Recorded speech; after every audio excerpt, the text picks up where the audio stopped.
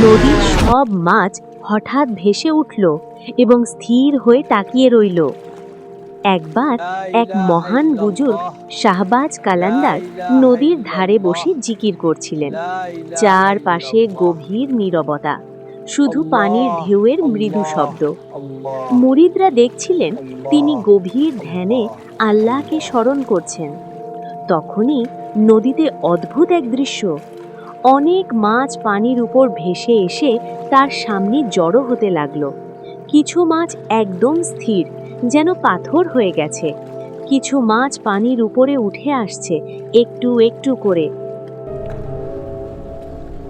হুজুর, দেখুন মাছগুলো যেন আপনার দিকে তাকিয়ে আছে। তিনি চোখ খুললেন, মৃদু হাসলেন এবং বললেন, সব সৃষ্টি আল্লাহর তাসবিহ করে, মানুষ শুধু তা বুঝতে পারে না। কিছুক্ষণ পরে মাছগুলো আবার পানির গভীরে চলে গেল। কিন্তু সেই দৃশ্য মুরিদদের মনে গেঁথে রইল চিরকাল। প্রতিটা সৃষ্টি আল্লাহর তাসবিহ করছে, গাছ, পাখি, মাছ, সবাই। শুধু আমরা কি করছি? ভিডিওটা শেয়ার করো, একজনের হলেও চোখ খুলে যাক।